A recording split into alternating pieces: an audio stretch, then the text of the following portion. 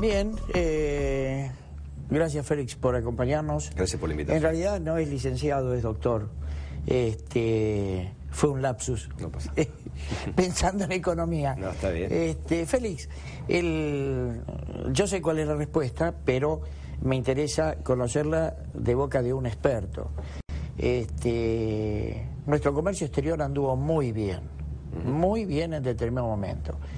Luego empezaron estas políticas extrañas y empezó a decaer.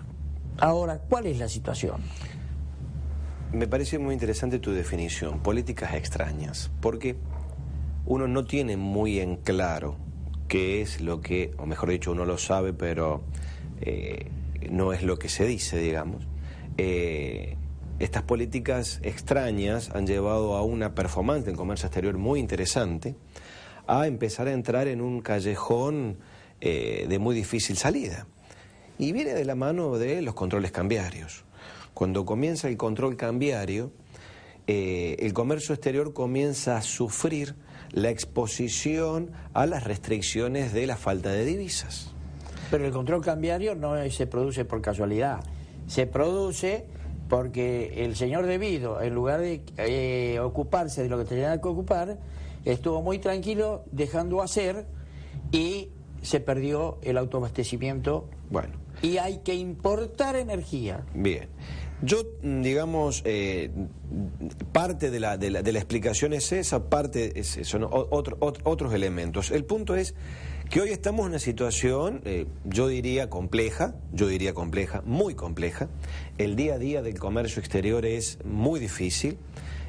Poder lograr que se autoricen las famosas declaraciones juradas anticipadas de importación suele ser en algunos casos materia de muchos meses, lo cual pone mercadería en el puerto, corta embarques, corta el circuito de el comercio, afecta la importación de insumos. Fíjate que yo debo haber sido uno de los primeros, o tal vez uno de los pocos, que cuando se dieron de baja las licencias no automáticas, de las cuales también renegábamos, yo dije, tengo miedo de lo que venga sea peor. Y no me equivocaba. ¿Y por qué? Porque por lo menos las licencias no automáticas tenían una afectación a un grupo de productos que se fabricaban en la Argentina. No estoy diciendo que estaba bien, digo que por lo menos tenía una justificación. Hoy no hay una justificación. Y el problema más grave es que a mí lo que me da mucha pena, sinceramente, es que este esfuerzo enorme que hace la Argentina, que hacen los operadores, que hacen la gente de puertos, que hace todos que han sentido, los despachantes de aduana, que han sentido reducido su negocio, cortadas las expectativas, porque lo más difícil en comercio, y vos, Richard, lo sabes muy bien, es que el comercio no se planifica con 1 o 2 meses de anticipación. Las operaciones se planifican con mucho tiempo de anticipación, con lo cual es muy difícil, en un escenario de incertidumbre, tener la certeza que requiere el comercio. Es muy difícil. Con lo cual no se puede programar producción, no se puede programar abastecimientos de mediano y largo plazo. Ni inversiones. Y esto evidentemente pega básicamente en la decisión empresaria sobre las inversiones. O sea, esto es como querer que los otros inviertan. Ahora, si a mí me piden invertir, yo no invierto porque las expectativas no son buenas. Entonces, la situación es muy compleja y requiere que este esfuerzo que estemos haciendo, que hicimos, no haya sido en vano, Richard.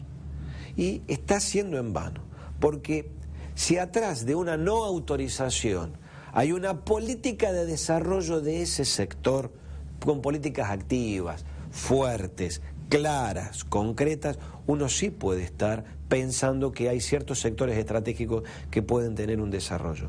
Pero hoy no aprueban una DEJAI de la importación de maquinaria, no aprueban la importación de un hilado, no aprueban y no tiene ninguna lógica este esfuerzo que está haciendo el país, reitero, en el tema de comercio. Más allá, o después si querés debatimos, la razón real es, no me alcanza, o la sábana es corta para tapar el cadáver. Quiero decir, hay más gastos, hay que además pagar el año que viene arriba de 7.500 millones de dólares de vencimiento de deuda.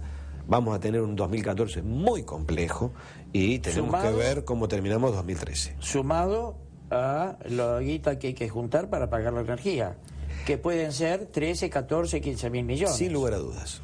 O sea, si uno pone un escenario, yo digo, estoy muy preocupado, me gustaría que esta charla, además, pensemos recuperar algunas palabras. Una es de una revista tuya que se llama Desafío de Exportar. Tenemos que volver a hablar de cosas de competitividad, tenemos que volver a hablar, pero hablar en serio y hablar con proyección de futuro. El punto es que el año 2013 va a terminar muy complicado, pero el año 2014 realmente es complicado, Richard, porque tenemos vencimientos de deuda más altos que los que tuvimos, tenemos incrementos en los pagos de importaciones de combustible y tenemos a el yuyito que está bajando su cotización en el mercado de Estados Unidos, y uno ve que los futuros están negociándose a valores más bajos y estos son menos ingresos de exportaciones por el famoso complejo sojero, y esto significa que realmente la sábana para el año que viene aún es más corta. Félix, escuché gente que hablaba desde Salta que vino una helada que no estaba prevista y le liquidó el 90% de las posibilidades de cosecha. Trigo, maíz, frutas, etcétera. Lo cual la provincia entró en emergencia. Pero además de la provincia entrar en emergencia, son ingresos que no van a entrar al gobierno en razón de estos impuestos a las exportaciones. Sin duda, sin duda. Los famosos gravámenes. Mira, yo hice una recorrida hace poco por algunas economías regionales, por la actividad del estudio, con encuentro con algunos clientes. La gente del Alto Valle está muy afectada, la gente de Mendoza está muy afectada, hay muchas economías regionales realmente afectadas, porque sus niveles de posibilidades de exportación están yendo cada vez más en retroceso. Hay un grave problema de mantener la competitividad de un sector de vinos en exportación. Es muy complicada la situación de algunos complejos de economías regionales de la zona del NOA, y esto se replica en varias partes del país. Sí, Félix, esto tiene la responsabilidad de todo esto le cabe a personas con nombre y apellido, ¿no es cierto? No es necesario hacer nombre, sabemos todos quiénes son, es más de uno, ¿no es cierto? Uno es el que da la orden, pero otros son los que ejecutan. Ahora bien, después de este revés que tuvieron a nivel electoral, donde le dicen a la Presidente que ese 54% pasó a ser una entelequia, porque hoy 1 de cada 4 votó al Frente para la Victoria. ¿Vos pensás que puede haber cambios que lleve al, no sé, a razonar que algo está funcionando mal, como para que haya cambios en la política, cambios en el gabinete, cambios en estas políticas de comercio exterior? Sí, ahí yo voy a abandonar el rótulo que me pusiste, que es falso, por cierto, el de experto en comercio. Yo soy un trabajador en comercio, digamos, ¿no? Y me voy a meter en un campo en donde no trabajo, que es el que me estás preguntando, de la política, el de la imaginación. Yo voy a hacer un análisis medio reduccionista del tema y voy a plantear lo siguiente. ¿Qué me gustaría? ¿Qué pienso profesionalmente, intelectualmente, qué es lo que debería ocurrir de lo que realmente siento y pienso que va a ocurrir? Quiero decir, ¿qué me gustaría? Me gustaría que fuese un llamado de atención. Fíjate lo que está en correlación con lo que dije. Muchas de las provincias que perdieron en esta elección su participación, el partido gobernante, son provincias que sus economías regionales están fuertemente afectadas. La dimensión que se tiene en las regiones de la situación es distinta de la percepción que se tiene de acá. Y eso fue un castigo en las urnas. Con lo cual hay un correlato en lo que dije al principio de esta verificación. Lo segundo es que evidentemente deberíamos tener ciertos cambios yo diría en comercio internacional, volver a recuperar ciertos elementos y empezar a pensar en la competitividad en serio. Previsibilidad para el productor, para el exportador. Lo mínimo. Tenemos una fuerte retracción, hay tendencias de lo bien que se había empezado a navegar a principios de los 2003, 2004, 2005 en las MOI, las manufacturas de origen industrial, están con retroceso de los últimos 2 años. ¿Por qué? Porque pierde competitividad básicamente porque una serie de aumentos que han habido y de inflación no se ha visto reflejado en el tipo de cambio en el cual las exportaciones se terminan negociando, con lo cual a veces el voluntarismo choca con la realidad de un precio en una relación en un mercado. Esto es, en definitiva, lo que a mí me parece que me gustaría, que hubiese una reflexión. ¿Qué creo que va a ocurrir? Yo creo que a veces cuesta más recuperarse del éxito que del fracaso. ¿Y esto por qué? Porque si vos recuerdas, en el año 2009 este gobierno tuvo una situación similar, no igual. Implementaron una política y esa política los llevó al 54%. Creo que van a tratar de creo que pueden repetir la misma fórmula. Es decir, esa fórmula que usaron para llegar al 54%, que fue profundización, que fue mayor nivel de sus políticas de control, etcétera, etcétera, digamos, ¿no? Eso es lo que yo creo que va a ocurrir. Lamentablemente para lo que pienso, ¿no? Pero lamentablemente es eso lo que creo que va a ocurrir. Lo que sucede que estamos en el 2013 y no es el 2009 en cuanto a lo que hace a la economía. Yo te planteaba hace un rato que tenemos que importar 13, 14, 15 mil millones de gas y petróleo. Sí. Eso no se puede parar, porque si se paran las industrias que dependen del gas y el petróleo para funcionar. Y no podría suceder porque los hogares dejarían de tener calefacción o gas para cocinar o electricidad para iluminarse. Entonces, eso no se puede parar, eso tiene que seguir. ¿Cómo se hace para recomponer esa situación? Mirá, acaban de firmar o están por firmar algo con Chevron.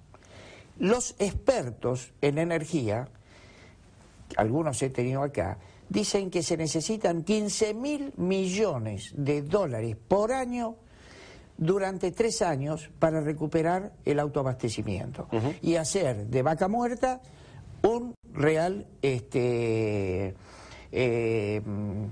¿cómo se llama?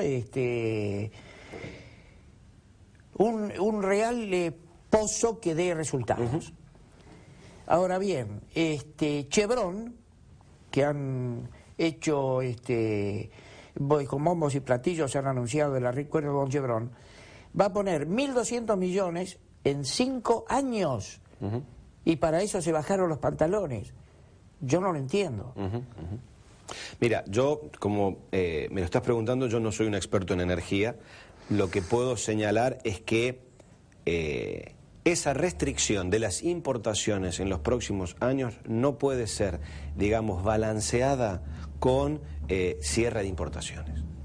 Es decir, pensar que uno puede mantener en el largo plazo de todo lo que se mantuvo, porque una cosa es poder plantear restricciones a las importaciones que tengan que ver, reitero, con una política de producción nacional de mediano y largo plazo. Esa es una situación, digamos, hasta es políticamente poco correcto decir restricciones, uno diría una política industrial apoyada en una buena política comercial, ¿sí? Que diga administra el comercio de determinados sectores. Ahora, señor, sectores, el mundo no te va a dejar restringir desde medicamentos a neumáticos, pasando por partes de bicicleta, no te va a dejar restringir todo. Es decir, tenés que, porque además vos como país no tenés una posibilidad de desarrollar todos los sectores en un esquema de competitividad regional, América Latina o mundial. El punto es, te tenés que dedicar a determinadas cosas en las cuales sos bueno. No quiere decir liberar los otros, pero quiero decir, tenés que tener políticas industriales fuertes, que sean competitivas, sobre 4 o 5 ejes productivos, con una buena infraestructura de comunicación y portuaria. No hay milagro, no hay milagro. Esto es básicamente ciertas formulaciones sobre las cuales trabajar. Ahora, ¿el punto cuál es? El punto es que vos tenés en el medio un problema, como bien dijiste, autogenerado, no generado, miraban para otro lado, se dedicaron a otra cosa, no importa, hoy lo tenés. Tenés que balancear esa importación de energía. Pero hacerlo sobre el comercio exterior realmente significaría una barbaridad, porque terminaríamos, primero que no va a alcanzar el periodo de tiempo. Este año y pico que llevan las de JAI, estamos viendo que las consecuencias no son buenas. Con lo cual, Richard, creo que hay que mirar para adelante. Es una realidad este tema de la energía, y todo señala y todo empiezan a mirar con más atención algunas alternativas, como una de esas es la cambiaria, claramente. Alternativas como para empezar a pensar de qué forma vos vas a tener que volver a estructurar un panorama del comercio exterior que sea sustentable en mediano y largo plazo, ¿no? ¿Vos pensás que una devaluación sería parte de la solución? Yo en general nunca he estado a favor de las devaluaciones. Profesionalmente me parece que es como morderse la cola, digamos, ¿no? Es decir, como no tiene mucha... Siempre sostengo lo siguiente, si uno hubiese tenido una conformación de la soja y del complejo exportador a nivel internacional mucho antes, quizás las presiones sobre una devaluación hubiesen sido menores en el 2001 y en el 2002, ¿no? Es decir, pienso en voz alta nada más esto. Me parece que no conducen a nada. Ahora, el problema es otro.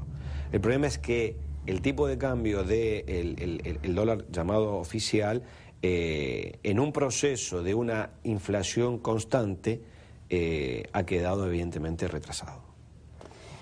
No quiero terminar la entrevista sin que me cuentes esta nueva experiencia inédita, porque sos el primero que lo lanza. El Máster en Comercio y Negocios Internacionales de la Universidad Nacional de Quilmes. Bueno, vos aquí sos profesor. Sí, yo tuve la suerte de que la Universidad Nacional ha confiado, de Quilmes, ha confiado en un grupo del cual yo tuve la suerte de quedar como director de esta maestría y profesor además dentro del cuerpo docente. Es de formato virtual, es una novedad que impone la realidad y la necesidad de mirar para adelante. Esta es una apuesta de la Universidad Nacional para mirar para adelante en el sentido de hacia dónde debe ser conducido, hacia dónde debemos ir en el comercio y los negocios internacionales, como una apuesta de, digamos, ideas amplias sobre todo el país, porque el formato virtual lo que permite, Richard, es que hoy están cursando maestrandos en Ushuaia y en Jujuy. Es una riqueza enorme.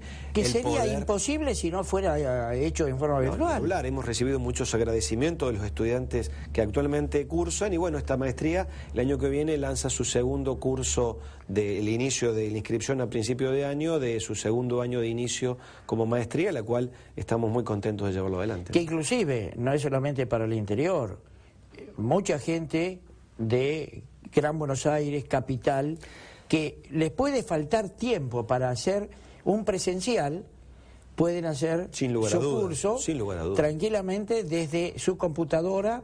No sé si es a horarios, si quedan grabados y lo bajás en qué momento. Es un formato muy interesante, que es muy cómodo, cómo le permite al estudiante ingresar. Ingresa a un campus virtual, que es un campus en la universidad, muy desarrollado, que cuenta la Universidad Nacional de Quilmes, que es propio además, en el cual hay clases online, hay además conferencias, hay profesores visitantes del extranjero. Esta modalidad cuenta con una serie de profesores prestigiosos argentinos y con una serie de profesores e invitados extranjeros.